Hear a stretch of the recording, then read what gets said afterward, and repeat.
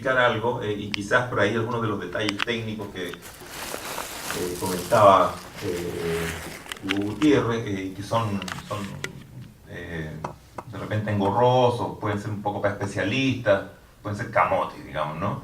Se deben a lo siguiente, y aquí quiero contar una anécdota. Este libro es continuación de un estudio que hacen a mediados de los 80 Eugenio Tironi y Javier Martínez. Por eso nosotros tuvimos que amarrarnos a las series que ellos habían generado y tuvimos que adaptarnos a la metodología que ellos habían generado, porque a mediados de los 80, lo que después va a ser la Concertación, de hecho lo prologa Lagos, Ricardo Lagos, aquella edición, ¿no? Lo que se plantea es analizar cuáles pueden ser las bases sociales posibles para anclar los proyectos políticos de la transición. Y ahí descubren la tesis de Tironi en ese momento es la pérdida del peso estratégico de la clase obrera. Textual, soy inocente, estoy citando. ¿Ya? Y también se dan cuenta que la vieja clase media ha sido también arrasada. Por lo tanto, eso abre paso más bien a una estrategia mucho más elitista en la transformación del paso de la dictadura a la democracia. No hay bases sociales donde sustentar de manera firme la política de la transición, ¿no? Y eso lo dice Lago en el prólogo de ese libro, búsquenlo. Nosotros decidimos entonces retomar esa matriz de grupos y clases sociales con los mismos programas, fuimos a buscar las bases de datos, por eso invitamos a Tironi en la presentación del libro anterior en la Universidad de Chile, para revisar lo que eran las conclusiones del proceso de transformación a mediados de los 80, pero manteniendo las series hasta el 2010. ¿En qué había seguido esta aventura? ¿Cuánto de lo que ahí se había pronosticado, ¿sabes?, se cumplió y cuánto no se cumplió? Y ese fue el diálogo con Tironi. Yo después me comprometo, bueno, el video está en la página de Novo 21 en YouTube, del debate que hay entre Garretón y él, y bueno, un poco aquí en habla también, pero la verdad que los dejamos correr más a ellos. Fue una discusión bastante interesante. Como decía Giorgio, Tironi concluyó que el libro dice que no solo desaparecieron las clases, desapareció la sociedad, dijo. Garretón le retrucó, no, aquí dice que desapareció una sociedad, pero hay otra.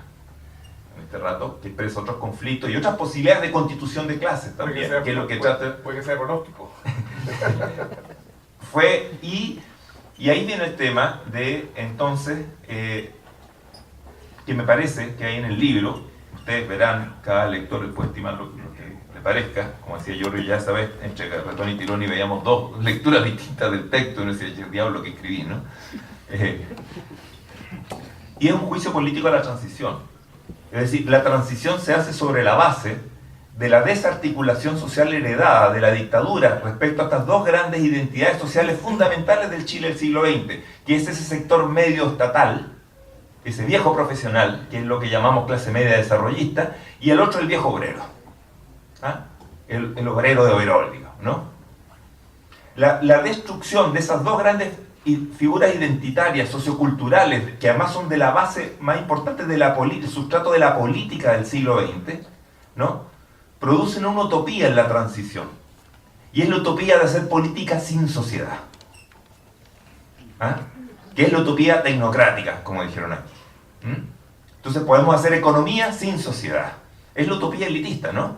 La sociedad está desarticulada y por lo tanto la gobernabilidad democrática, que tanto se ufanó en los años 90, lo que descansaba en el fondo era la desarticulación social heredada de la dictadura, en reproducirla sencillamente, ¿no? El Estado y la propia política renunciaron, ¿no?, a viabilizar procesos de articulación social, de manifestación de intereses, de procesamiento y legitimación de disensos sociales legítimos dentro de la política, y al revés, le cerraron la política a todo tipo de expresión y de disenso que no fuera solamente el del tema empresarial.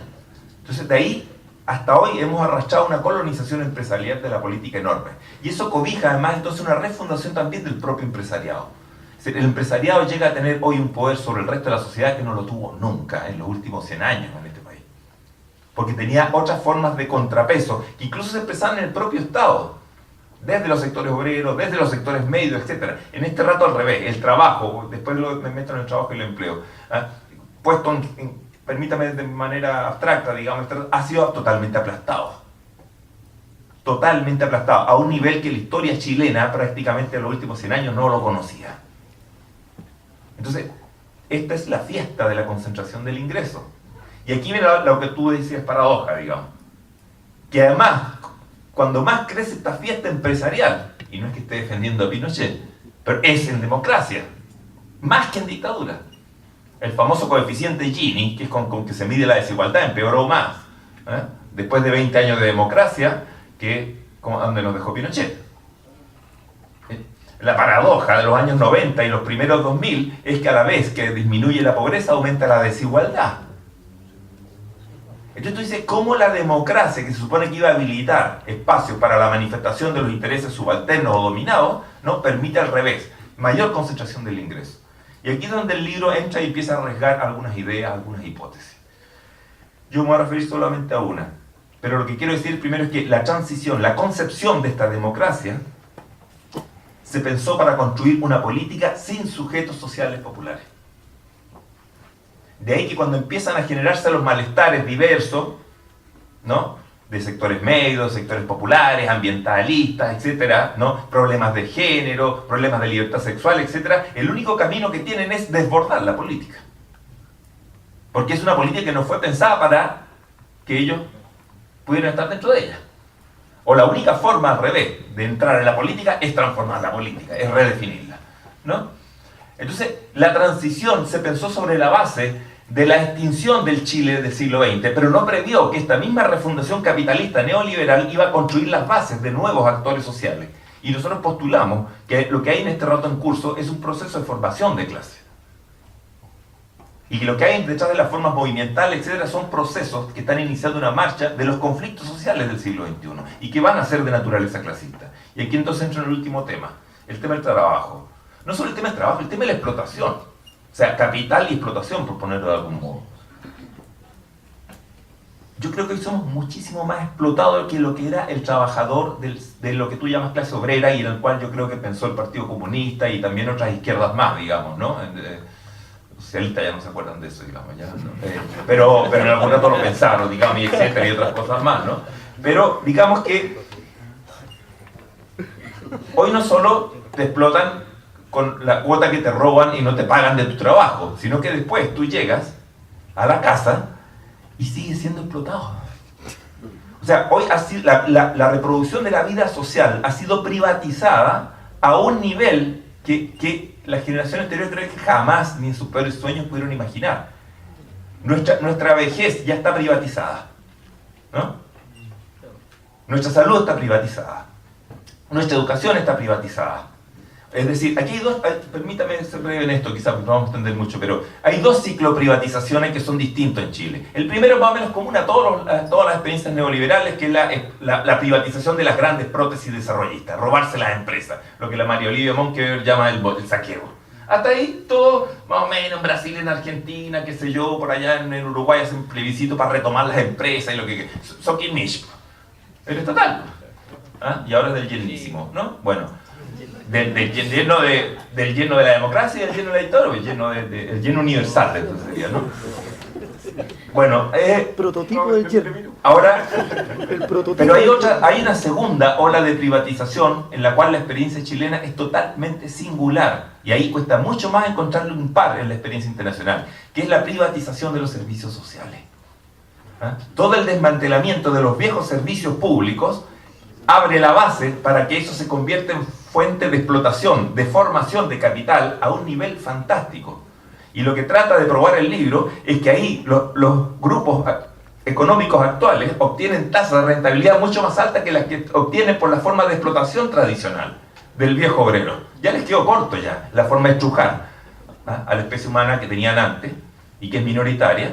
Y entonces hoy, más encima, y aquí esto es para que se vayan más felices para casa, digamos, o sea, en el fondo estamos hablando de algo que hemos padecido, digamos, de verdad que esto le está poniendo etiqueta a una cuestión que, en fin, es que, más encima, esto lo hacen con recursos estatales. Pero ya es el colmo, ¿no? Yo dije el otro día en la radio, alguien se enojó en la radio cuando lo dije en la radio de la Universidad de Chile, es lo que tenemos una especie de burguesía norcoreana. ¿Por qué? Porque es más estatista. Tenemos una burguesía socialista, Jurasek. ¿De qué viven? ¿De qué viven los pentas? Del plan auge. Sí. De que tú estás obligado con un bono estatal a ir a tenerte que atender a la clínica de ellos y no tienes oportunidad de ir a la clínica de otros. Entonces, no tiene, ¿sabes qué? Penta no tiene nada de capitalista. Nada. Nada. Es un rentismo, es un capitalismo subsidiado por el Estado. Por supuesto que abajo no, para las pymes ya la cosa es distinta. Ahí la tasa de natalidad y mortalidad de empresas, ahí está el capitalismo salvaje. Pero esto de neoliberalismo tiene de mito y de realidad arriba. ¿Me entienden? Y con la educación lo mismo, ¿para qué voy a contar aquí? ¿No? Ustedes saben lo que pasa con la educación primaria, secundaria, pero también con la educación universitaria. Se convirtió en un negocio fantástico. ¿Pero con qué? ¿No? Con el brillante engendro, por ejemplo, de un, entre comillas, nomás, porque no tiene nada de eso, de socialdemócrata como Sergio Vittar, por ejemplo, ¿no? Que inventa el crédito con aval del Estado. Y el Estado avala para que toda esa gente se vaya a endeudar y si pasa algo el Estado cubre y además le da un bono de premio a los bancos privados. Después viene Piñera y retira esas deudas y las pasa por lo menos al Banco Estado. Pero las saca a la banca privada. El país al revés. Compañero Piñera. Carlos Bella, ¿se acuerdan?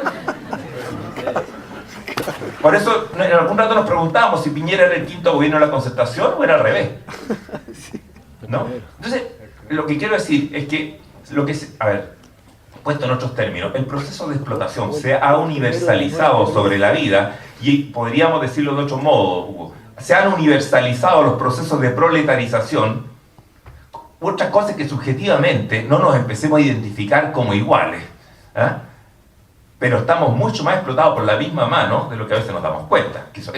Ahora, las clases no solamente se constituyen por su condición económica, se constituyen también en un proceso mediante la acción, no son un dato estructural nomás. Ya creo que ya ese estructuralismo tuvimos mucho en una izquierda que debatía mucho sobre eso en los años 60, muy Althusser y mucha Francia, mayo 68. Yo creo que hay que recuperar el problema de la voluntad, el problema de la conciencia, el problema del nivel de articulación en esos procesos de formación de clase. Entonces, el punto es donde queda el libro, y ahí no les cuento el final, no, es que, ¿cuál es la posibilidad que tienen estas confrontaciones que se empiezan a librar hoy contra la mercantilización extrema de la reproducción de la vida cotidiana para empezar a constituir sujetos de carácter clasista? Porque el trabajo es expropiado de la vida del individuo, ya no en la forma tradicional de la jornada, etcétera, sino que de una manera mucho más intensa, ¿no? Que se ha terminado introduciendo en las vidas de nosotros, al punto que nos empieza a arrebatar un nivel de soberanía en el control de nuestras propias vidas. Esto también empieza a echar las bases de un posible humanismo mucho más extenso que el humanismo de las luchas del siglo XX. Porque a un capitalismo entonces restaurado en esta profundidad también le corresponde una oposición clasista que no tiene la misma fisonomía histórica. Y aquí yo sí, en esto sí quiero quizás entablar una discrepancia, digamos. Yo creo que el problema de no tomar este asunto en una cabal comprensión, no creo que el libro agote ni cerca este tema, es la necesidad que tiene una izquierda del siglo XX para reactualizarse. De lo contrario se queda peleando en una sociedad del siglo XX que ya el capitalismo la profundizó, la mutó. Facilitamos nuestras propias condiciones, por decirlo de alguna manera, de marginación, sencillamente. Yo en ese sentido veo una gran continuidad en estos últimos 25 años. Y paréntesis, también no veo ninguna nueva mayoría. Esta para mí es simplemente la concertación, lo digo de antes del cambio de gabinete. En todo caso, es que si volvieron los viejos, no salieron los viejos, que es la G90, pura pirotecnia, pura pirotecnia. Ni una reforma social sustantiva, hasta ahora no he visto nada, ni tributaria, ni ningún compromiso con la recuperación de la educación pública. Paremos el copago, hagamos... ¿no?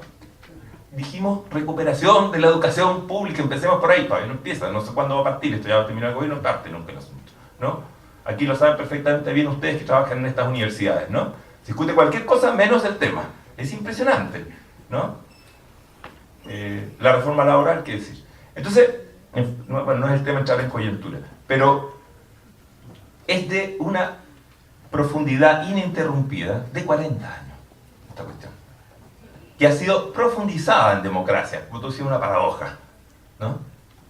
Y el punto entonces, ¿cuáles pueden ser en estas condiciones las bases sociales de sustentación de nuevas utopías y nuevos idearios emancipatorios, que permitan entonces recuperar la mirada de otorgarle un sentido a la vida, un sentido a las luchas, un sentido a la asociatividad, ¿no? Como individuos. Eso se extravió en sus fisonomías del siglo XX y no va a volver en sus fisonomías del siglo XX, ya sea estuvo más adecuado o no en sus fórmulas que correspondieron allá. Lo que tenemos es un desafío ante este capitalismo profundizado, que es la situación que tenemos en el siglo XXI. Los malestares que están estallando entonces por doquier son las manifestaciones quizás embrionarias de un ciclo que se empieza a abrir, ¿no? Y que creo que es un gran desafío como académicos, como intelectuales, como luchadores también y como políticos, apropiarnos del presente. Eso. Muchas gracias.